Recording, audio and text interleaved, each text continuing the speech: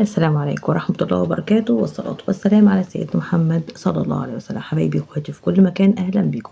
أنا جيهان ودي قناتي شغل يد وجيهان أنصاري. بنتعلم مع بعض في الفيديو النهاردة مفرش الكروشيه بكل تفاصيله، وزن الخيط، كمية الخيط قد إيه، والإبرة، سمك الخيط، التفاصيل كلها، كام سنتي قطر المفرش. كل تفاصيل المفرش بنعرفها في الفيديو بإذن الله، وفي أجزاء جاية بالنسبة لتفاصيله. كان في سؤال سألناه الحلقة اللي فاتت، وكان بيقول: ما هي أسماء سورة الفاتحة؟ والإجابة كانت أم الكتاب، السبع المثاني، الشافية، الكافية، الواقية. تمام. إجابة إجابة السؤال قلناها، وهنقول السؤال بتاع الحلقة النهاردة: ما هي السورة التي تسمى قلب القرآن؟ ما هي السورة التي تسمى قلب القرآن؟ إن شاء الله نقدر مع بعض نجاوب على الأسئلة، ونبدأ مع بعض نشوف فيديو النهاردة ونقول بسم الله. بنبدأ مع بعض من الخطوة دي، وهنقول ده 16 في الأول، وده تاني دور 32، 3، 4، 5، 6، 7، 8، 9، 10، ونيجي في الدور 11 هنعمل ايه؟ بنيجي هنا في الدور بتاعنا، احنا عملنا هنا اتنين عمود. باجي انا في العمود اللي ورا هنا، بدخل فيها لحظة، بعمل منزلقة وبسيب ايه العمود الاولاني، وبطلع 1، 2، 3، وبدخل هنا وبعمل فوق كل عمود عمود. تمام. عشان ما اطولش عليكم همشي شويه العواميد لغايه ما اجيب الجزء ده وهقول لكم. بعد كده انا وصلت للاخر هنا، وهبدا اعمل العمود اللي قبل الاخير. وفي الجزء ده انا بسيب العمود ده مش بشتغله، وبطلع بالسلاسل 1، 2، 3، 4، واخد الخيط وباجي على الوحده التانية برضو، بسيب اول عمود وادخل في تاني عمود. تمام. وبشتغل العواميد فوق كل عمود عمود. يبقى دي الخطوة بتاعتي بتاعت السطر دوت، ان انا بكل عمود اسيب عمود من الناحية دي ومن الناحية دي، وبعمل 4 سلسلة، وبكمل العواميد بالشكل ده. تمام. هكمل انا بقية السطر وهرجع لكم تاني. كده خلصنا السطر ال11. تمام. وبنقفله 4 سلاسل، وباجي هنا واعمل منزلقة. تمام. برضو بعمل نفس الطريقة، وبدخل في العمود اللي وراها بعمل منزلقة، عشان برضو بنقص عمود واطلع 3، وبدخل فوق كل عمود بعمل عمود. تمام. فوق كل عمود بشتغل عمود ولفة كده. هكمل لغاية ما اوصل للجزء الاخير من العواميد. كده وصلت لاخر السطر، وباجي هنا في 2 عمود، باجي قبل العمود اللي قبل الاخير ده وبشتغل فيه. وطبعا العمود ده انا بسيبه، وبعمل هنا في السطر دوت 5 سلاسل، 2، 3، 4، 5، وبرضو بنقص هنا، بدخل واسيب ديت وادخل في العمود اللي وراها. تمام. يبقى التنقيص كده معانا زي ما انتوا شايفين. بمشي كده على طول السطر، بنقص عمود يمين وعمود شمال، زي ما زودت في السطور اللي فاتت. السطور الجاية انا بنقص فيهم، بمشي كده للاخر، وزي ما انتوا شايفين اهو 5 سلاسل. تمام. تيجي هنا بتطلع بايه؟ بنفس الترتيب اللي هو يعني لو زيادة، فعشان كده كل الزيادة اللي انتوا شايفينها دي هتتقل وهتروح معاكي، ومش هتبقى في زيادة خالص، وهيطلع الرسمة الهندسية بتاعتنا زي ما انتوا متوقعين، هتطلع مظبوطة. تمام. هكمل بعد كده، وبنقص يمين وبنقص شمال في كل الوحدات، وبعمل 5 في النص، وهرجع لكم تاني. هاجي هنا للسطر ال13، وبرضو بعمل التناقص بتاعي، لان بعمل عمود وعمود. باجي هنا بعمل منزلقة، عملت 1، 2، 3، 4، 5، بعمل منزلقة بالشكل ده.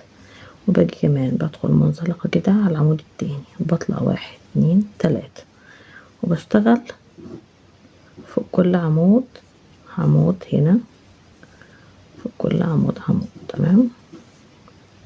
لغاية لما اوصل العمود اللي هو قبل الاخير.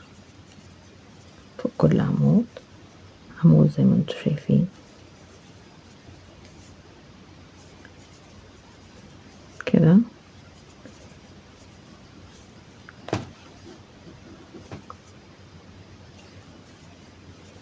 تمام. باجي هنا في العمود الاخراني اهو، وبعدين ببدأ اعمل الغرزة بتاعتي في النص هنا. هاجي في الغرزة اللي في النص هنا، وقبل ما اجي عندها بعمل 1 2 3 4 سلاسل، وبعد 1 2، وفي التالتة هنا بعمل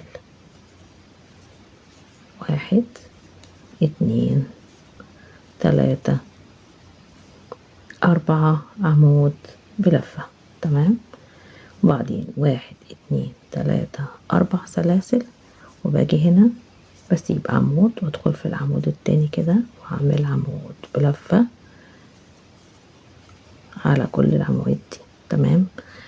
مش هطول عليكم، هعملهم واجي وصلت للعمود الاخراني واشتغلته بالشكل ده.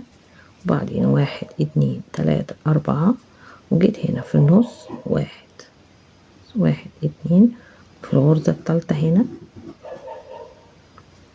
عملت 4 عمود بلفة، 3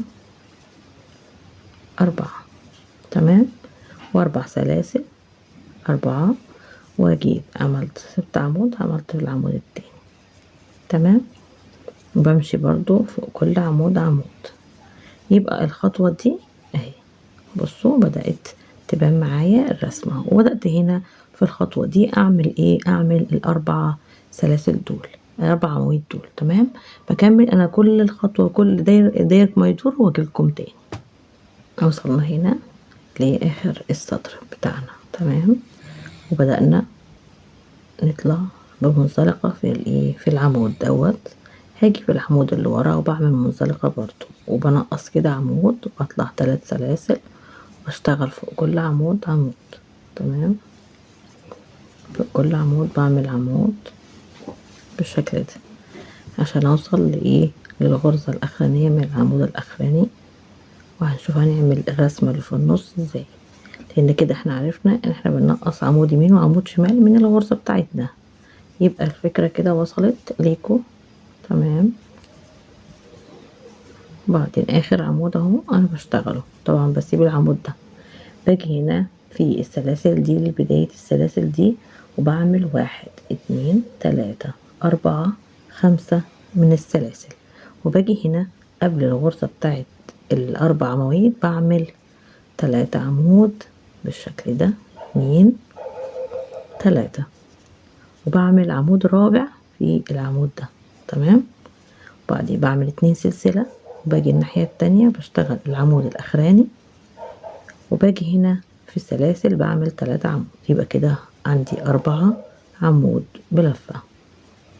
بطلع 1 2 3 4 5 سلاسل، وباجي هنا بسيب عمود وادخل في العمود اللي وراه وبعمل عمود بلفة.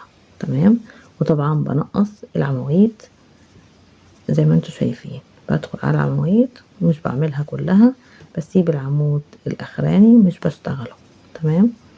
فوق كل عمود بعمل عمود، كل عمود عمود بالشكل ده. العمود الاخراني قبل الاخير يعني هو ده بشتغل. بطلع 5 سلاسل، 3 4 5، وباجي هنا بعمل 4 عمود قبل الوحدة، 3 في السلاسل والعمود الرابع فوق العمود. تمام. 2 سلسلة العمود الاخراني، وفي السلاسل بعمل 3 عمود بلفة، 2 3. يبقى كده احنا عملنا 4 يمين و4 شمال. تمام. 5 2 3 4 5 سلاسل، واجي هنا اسيب العمود الاولاني وادخل في العمود التاني بالشكل ده. يبقى الفكرة كده وصلت اهي. بشتغل 4 يمين و4 شمال زائد 5 سلاسل. تمام. واخدين بالنا من التناقص بتاعنا بيبقى عامل ازاي، وكمان الزيادة بتاعة المفرش بدأت تقل معانا وتتراجع طول ما احنا ماشيين. هكمل بقية السطر وهرجع لكم تاني. انا كده وصلت للجزء الاخراني من شغلي ومن السطر بتاعنا، وهعمل المنزلقة في العمود الاولاني اللي انا اشتغلته. بدخل في العمود التاني بمنزلقة برضو، وبطلع 1 2 3، وبسيب طبعا سبت عمود، فبشتغل فوق كل عمود عمود بالشكل ده.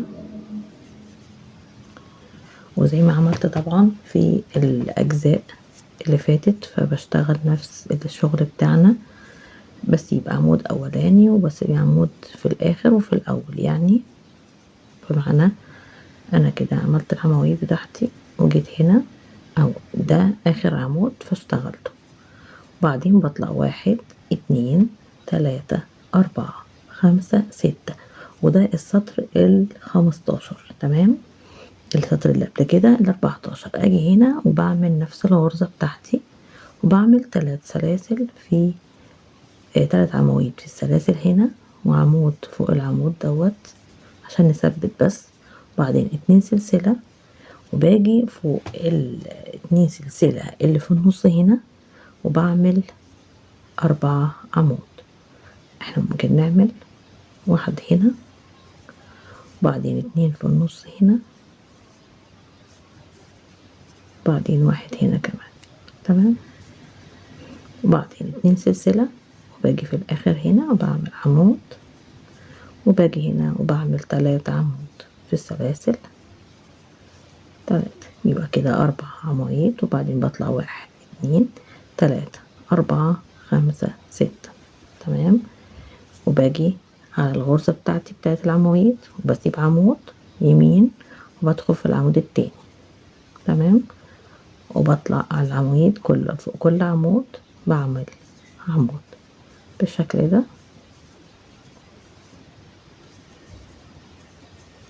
فوق كل عمود بطلع اعمل عمود،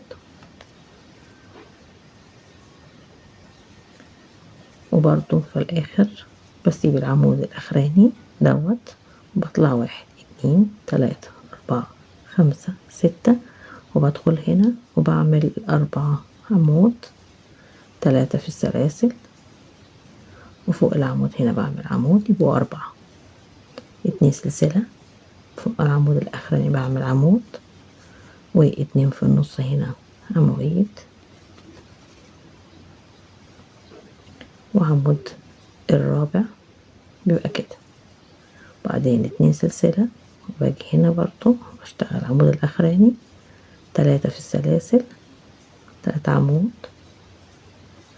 3، بعدين 6 2 3 4 5 6، وبدخل برضو في العمود التاني بالشكل ده.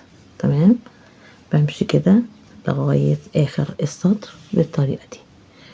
المفرش 3D في منتهى الشياكة وجمال، وهيوضح معانا بعد كده. هخلص السطر وهرجع لكم تاني. كده خلصنا الدور ال15 وعملنا المزرقة بتاعتنا بالشكل ده، وبرضو بنيجي نعمل الدور ال16، بنسيب العمود ده وبنعمل منزلقة في العمود التاني، وبطلع 1 2 3، وبدخل كده واشتغل في كل عمود عمود 3 4 5 6. تمام. 2 4 6، بطلع هنا 1 2 3 4 5 6 7، وباجي هنا وبعمل 3 عمود في السلاسل، وفي العمود الاولاني من ال4 دول بعمل عمود بلفة، 2 سلسلة، بدخل هنا واعمل ال4 عمود بالشكل ده، وفوق العمود هنا عمود، 2 سلسلة، بدخل هنا برضو اعمل عواميد بتاعتي 2 3 4 هنا، 2 سلسلة،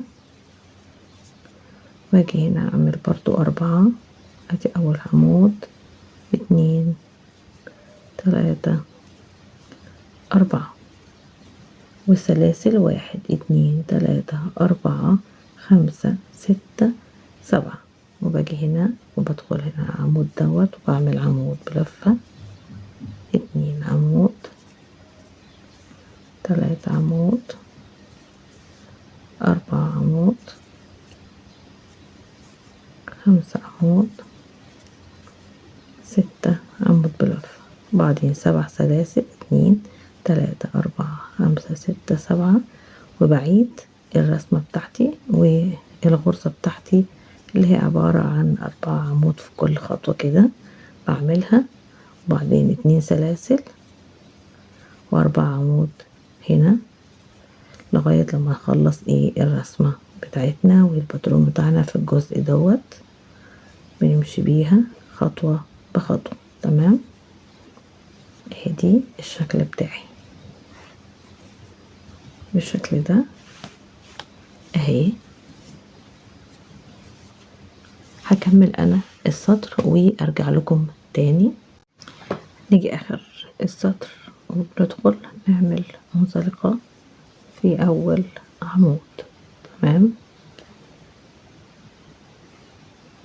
اشد شوية وبعد كده انا كده قفلت السطر بتاعي. تمام اهو. هكتفي انا بالقدر ده من الفيديو، وان شاء الله نتقابل على خير في الجزء الثالث من الفيديو. اشوفكم بخير والى اللقاء، ومع تحياتي جيهان انصاري.